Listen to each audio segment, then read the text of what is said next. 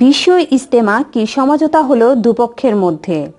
বাংলাদেশের ঢাকার কাছে টঙ্গীতে বিশ্ব ইজতেমার সময় বাড়িয়ে 4 দিন করা হয়েছে। দু গ্রুপ আলাদা করে নিয়ন্ত্রণ করবে ইজতেমা। বাংলাদেশের ধর্ম প্রতিমন্ত্রী শেখ মোহাম্মদ আবদুল্লাহ বলেছেন, বিশ্ব ইজতেমার সময়সীমা শেষ পর্যন্ত 3 দিনের বদলে 4 দিন করা হয়েছে। তাবলিগের বিবাদমান 2 গ্রুপের সাথে বৈঠকে এই বিষয়ে আরও কিছু সিদ্ধান্ত হয়েছে বলে বিবিসি বাংলাকে জানিয়েছেন ধর্ম প্রতিমন্ত্রী। সিদ্ধান্ত অনুযায়ী 15 ফেব্রুয়ারি থেকে 18 ফেব্রুয়ারি এই 4 দিন বিশ্ব ইজতেমা হবে। এর মধ্যে প্রথম 2 দিন ইজতেমার নিয়ন্ত্রণ ও ব্যবস্থাপনায় থাকবে মাওলানা জুবায়ের আহমদ। নির্বাচন আর কান্দোলর বিতর্কে পেছালো ইজতেমা। কাকরাইল মসজিদ ও টঙ্গী ইজতেমা মাঠ ভাগ করার দাবি। তাবলিগ জামাতে 2 গ্রুপের দ্বন্দ্বের মূল কারণ কি? প্রথম 2 দিন তারা তাদের মতো করে আয়োজন করে সবকিছু শেষ করে মোনাজাত করে চলে যাবে বলেছেন ধর্ম প্রতিমন্ত্রী। তিনি বলেন, শেষ 2 দিনের দায়িত্বে থাকবেন সৈয়দ ওয়াসিফুল ইসলাম। তারা তাদের মতো করে ওই 2 দিনের সবকিছু করবেন। তাহলে সবকিছু আলাদাভাবেই হচ্ছে কিনা এমন প্রশ্নের জবাবে ধর্ম প্রতিমন্ত্রী বলেন, বাংলাদেশ তাবলিগের ইজতেমা একসাথে হবে। সুন্দর ব্যবস্থাপনার জন্য 2 ভাগে ভাগ করা হয়েছে। প্রথম 2 দিন মাওলানা জুবায়ের সব ব্যবস্থাপনা করবেন আর শেষ 2 দিনে সৈয়দ ওয়াসিফুল দায়িত্ব পালন করবেন। তারা দুজন মিলেই দায়িত্ব ভাগ করে নিয়েছেন যাতে কোনো মারামারি না হয়। প্রতিমন্ত্রী বলেন, ইজতেমা এবার হচ্ছে বলে বলা হয়েছিল, কিন্তু সেটি হবে সুন্দরভাবে, যাতে পরিচালনা হয়, যাতে কোনো বিতর্ক না হয় সেজন্য ব্যবস্থা নিচ্ছি। সবার সুবিধার জন্য ইজতেমা 1 দিন বাড়ানো হয়েছে। মাওলানা জুবায়ের ও সৈয়দ ওয়াসিফের ব্যবস্থাপনা 4 দিনের ইজতেমা একত্রিত অবস্থায় আমরা সম্পূর্ণ করব। তাবলিগের 7পন্থী গ্রুপের একজন আশরাফ আলী বিবিসি বাংলাকে বলেছেন, তারা তাদের নিজেদের মতো করে 2 দিন ইজতেমা আয়োজন করবেন। ইজতেমা সূত্রগুলো বলছে, 7 কান্দলবি আর আসবেন না, কিন্তু তার প্রতিনিধিদের আসার সম্ভাবনা আছে। 7 বিরোধী গ্রুপের মাহফুজ হান্নান বিবিসি বাংলাকে বলেন, 2 দিন করে আয়োজনের সিদ্ধান্ত হয়েছে, সেটি ভালো হয়েছে বলেই মনে করেন তিনি। মিয়ানমার থেকে এবার আসছে বৌদ্ধরা, রাষ্ট্রদূতকে তলব। রোহিঙ্গাদের পর এবার সাধারণ বৌদ্ধ ও উপজাতিদের তাড়িয়ে দিচ্ছে মিয়ানমার। ইতিমধ্যে এদের অল্প সংখ্যক বাংলাদেশে প্রবেশও করেছে। কয়েকজনকে আবার সীমান্ত থেকে ফেরত পাঠিয়েছে বাংলাদেশের সীমান্তরক্ষীরা। রাখাইন নতুন করে অস্থিতিশীল হয়ে পড়ায় আরও বড় ধরনের অনুপ্রবেশ ঘটায় আশঙ্কা করছে বাংলাদেশ। এমন পরিস্থিতিতে মঙ্গলবার আবারও ঢাকায় মিয়ানমারের রাষ্ট্রদূত উ লুইন ও কে জুরির তলব করে প্রতিবাদ জানিয়েছেন পররাষ্ট্র মন্ত্রণালয়। পররাষ্ট্র মন্ত্রণালয়ের দক্ষিণ পূর্ব এশিয়ায় অনুবিভাগের মহাপরিচালক মোহাম্মদ দেলাওয়ার হোসেন এই বিষয়ে মিয়ানমারের রাষ্ট্রদূতের সঙ্গে বৈঠক করেন। মিয়ানমারের রাষ্ট্রদূতকে বলা হয়, গত 1.5 বছরে বাংলাদেশের শত চেষ্টা সত্ত্বেও একজন রোহিঙ্গাকে ফেরত না নিয়ে নতুন করে পরিকল্পিতভাবে রাখাইন অস্থিতিশীল করে দলে দলে বৌদ্ধ এবং উপজাতিদের বাংলাদেশ সীমান্তের দিকে ঠেলে দেওয়া হচ্ছে, যা একেবারেই গ্রহণযোগ্য নয়। রাষ্ট্রদূতের মাধ্যমে এমন পরিকল্পিত ষড়যন্ত্র বন্ধ করতে এখনই ব্যবস্থা নেওয়ার জন্য মিয়ানমারের কর্তৃপক্ষের প্রতি আহ্বান জানান বাংলাদেশ। রাষ্ট্রদূতকে বলা হয়, বাংলাদেশে আশ্রয় নেওয়া রোহিঙ্গাদের রাখাইনে ফেরার অনুকূল পরিবেশ নিশ্চিত করতে আন্তর্জাতিক সম্প্রদায়ের আহ্বান মিয়ানমারকে পূরণ করতে হবে, অন্যথায় যে কোনো অস্থিতিশীল পরিস্থিতির জন্য মিয়ানমারকে দায়ী। গত 4 জানুয়ারি এক প্রতিবেদনে বিবিসি বাংলা জানায়, রাখাইনে বৌদ্ধ বিদ্রোহীরা হামলা এবং নিরাপত্তা বাহিনীর 7 জন নিহত। প্রতিবেদনে বলা হয়, মিয়ানমারের স্বাধীনতা দিবসে রাখাইনে বৌদ্ধ বিদ্রোহীরা 4টি পুলিশ পোস্টে হামলা চালায়।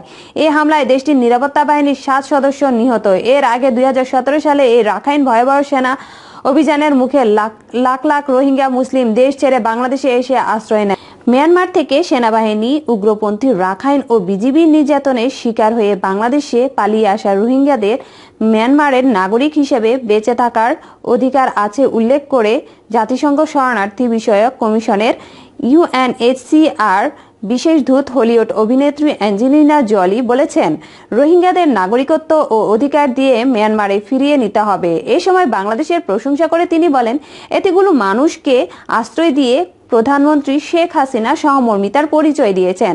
মঙ্গলবার কক্সবাজারের উখিয়ার বিভিন্ন রোহিঙ্গা ক্যাম্প পরিদর্শন শেষে কুতু পালংয়ের ক্যাম্প 5-এ এক প্রেস ব্রিফিংয়ে এসব কথা বলেন তিনি। অ্যাঞ্জেলিনা জলি বলেন, বাংলাদেশে এসে রোহিঙ্গারা নিবন্ধিত হওয়ার সুযোগ পেয়েছে, যা তারা নিজেদের দেশে মিয়ানমারে পায়নি। এই সময় রোহিঙ্গা শরণার্থী শিশুদের শিক্ষার বিষয়ে আন্তর্জাতিক সম্প্রদায়কে সহযোগিতার হাত বাড়িয়ে দেওয়ার আহ্বান জানান তিনি। এর আগে সকাল 10:30 থেকে দুপুর পর্যন্ত কুতুপালংয়ের ক্যাম্প 4-এ অবস্থান করেন অ্যাঞ্জেলিনা জলি। এরপর তিনি ক্যাম্প 5-এ সাংবাদিকদের উদ্দেশ্যে প্রেস ব্রিফিং করেন। হলিউড অভিনেত্রী অ্যাঞ্জেলিনা জোলি 2012 সাল থেকে ইউএনএইচসিআর এর বিশেষ দূত হিসেবে কাজ করছেন। এর আগে রোহিঙ্গা শিশুদের দেখতে এসেছিলেন জাতিসংঘের শুভেচ্ছা দূত প্রিয়াঙ্কা চোপড়া। উল্লেখযোগ্য, 2017 সালে মিয়ানমার সেনাবাহিনী উগ্রপন্থী রাখাইন ও বিজিবির নির্যাতন, গণগ্রেফতার, গণধর্ষণ ও গণহত্যার শিকার হয়ে উখিয়া টেকনাফে আশ্রয় নেয় প্রায় 11 লাখ রোহিঙ্গা, যাদের বাংলাদেশ সরকার আশ্রয় দিয়েছেন 30টি ক্যাম্পে। বিএনপির সিনিয়র যুগ্ম মহাসচিব রুহুল কবির রিজভী বলেছেন, শেখ হাসিনার উদ্দেশ্যে আমার আহ্বান, এবার ক্ষান্ত দেন। একজন গুরুতর অসুস্থ বয়স্ক নেত্রী খালেদা জিয়ার উপর আর জুলুম করবেন না।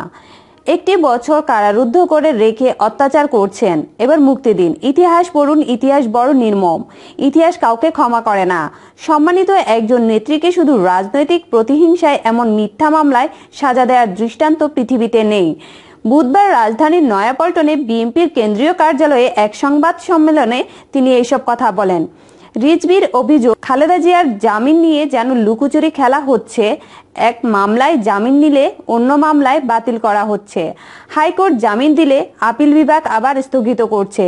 2015 সালে কুমিল্লায় বাসে পেট্রোল বোমা মামলার প্রসঙ্গ টেনে রিজভী বলেন, কুমিল্লার 14 গ্রামের 2টি মিথ্যা মামলায় আসামি করা হয়েছে খালেদা জিয়াকে। মামলা দুটির মধ্যে একটি মামলায় গত 17 জানুয়ারি দেশনেত্রীকে স্থায়ী জামিন দিয়েছেন। নিম্ন আদালতে মামলা নিষ্পত্তি না হওয়া পর্যন্ত এই জামিন দেওয়া হয়।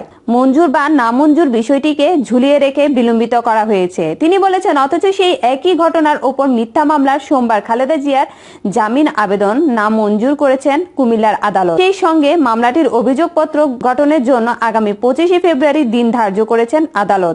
এই মামলায় 77 আসামির মধ্যে ইতিমধ্যে 3 জন মারা গেছেন, 5 জনকে অভিযোগপত্র থেকে বাদ দেওয়া হয়েছে। বাকি 29 জনের সবাই জামিন আছেন, শুধু খালেদা জিয়া ছাড়া। কারাগার থেকে খালেদা জিয়া প্রচন্ড অসুস্থ হয়ে পড়েছেন দাবি করে তিনি বলেন, চোখে প্রচন্ড ব্যথা, তার পা প্রায় ফুলে গেছে, অথচ তাকে চিকিৎসা দেওয়া হচ্ছে না। খালেদা জিয়ার অনিচ্ছায় কারাগারের ভেতরে আদালতের বিভিন্ন মামলার শুনানিতে তাকে জোর করে হাজির করা হচ্ছে বলে অভিযোগ করেন বিএনপির এই নেতা। কারাবন্দী বিএনপির নেতা গিয়াসউদ্দিন কাদের চৌধুরী, খায়রুল কবির খোকন, হাবিব উন নবী খান, সোহেল আসলাম চৌধুরী, ফজলুল হক মিলন, রুহুল কুদ্দুস তালুকদার দুলু, শামসুর রহমান শিমুল বিশ্বাস, মীর শরফত আলী সপু, সুলতান সালাউদ্দিন টুকু, শহীদুল ইসলাম বাবুল, রফিক শিকদার, শেখ মোহাম্মদ শামীম, হযরত আলী, আবুল হোসেন বকর, মিয়া নূর উদ্দিন অপু, মনোয়ার হোসেন, একরামুল হক বিপ্লব নেতাকর্মীদের মধ্যে সিইসির সমালোচনা করে তিনি বলেন, উপজেলা নির্বাচন ও ঢাকা উত্তর সিটি কর্পোরেশনের উপনির্বাচন একাদশ সংসদ নির্বাচনের মতো সুষ্ঠু হবে বলে প্রধান নির্বাচন কমিশনার যে বক্তব্য দিয়েছেন তা প্রতারণামূলক। জব্দ সব তথ্যের কপি চেয়েছেন খালেদা জিয়া।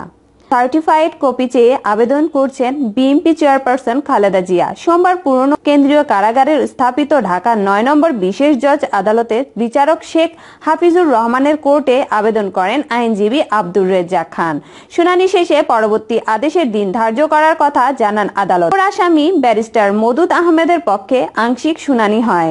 12 ফেব্রুয়ারি শুনানির পরবর্তী দিন ধার্য করা হয়। দুপুর 12:34 খালেদা জিয়াকে কারাগার থেকে আদালতে আনা হয়। এই সঙ্গে ছিলেন শুরুতেই সিনিয়র আইনজীবী আব্দুর রেজ্জাক খান নাইকো দুর্নীতি মামলায় জব্দ আলামতের সার্টিফাইড কপি চেয়ে আবেদন করেন। তিনি বলেন, তৎকালীন ও বর্তমান প্রধানমন্ত্রী শেখ হাসিনার অনুমোদনের ধারাবাহিকতায় রক্ষায় খালেদা জিয়া ফলো করে প্রধানমন্ত্রীর কার্যালয়ের উচ্চ পর্যায়ের কর্মকর্তাদের টেবিল ঘুরে খালেদা জিয়ার কাছে যায়।